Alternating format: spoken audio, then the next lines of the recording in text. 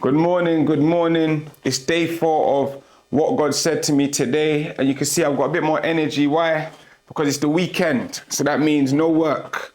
And before I forget, let me make sure I say to anybody watching from the US, happy Independence Day.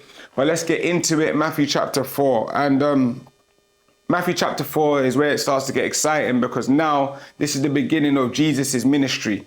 And while there are many lessons from Matthew chapter 4, I think most of the time we read this, we have to look at how to handle temptation.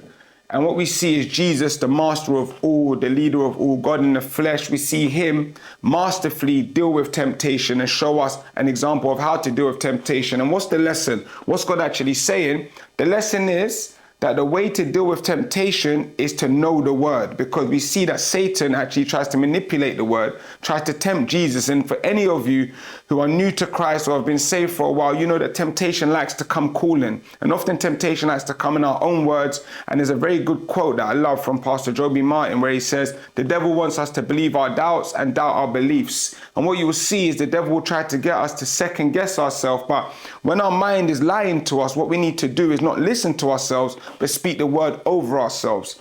And it's the only way you can speak the word over yourself is by knowing the word. And what we see is Jesus, by knowing the word, is able to cast Satan out.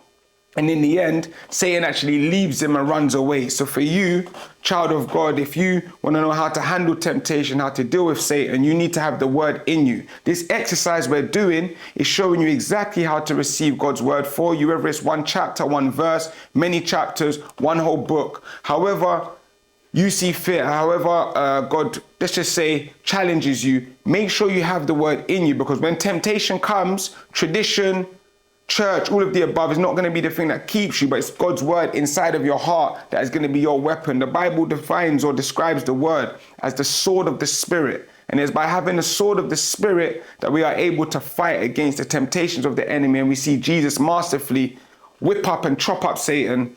Sorry, guys, I got a bit ghetto there, but that's just who I am. But that's what we see. And so the word for me today is have the word in you. Use the word, and remember, when temptation comes, speak the word to yourself, and God will be faithful to move and help you to fight temptation. What's your word for today? What did God say to you? Add it in the comments. I'll see you again tomorrow. Have a good day.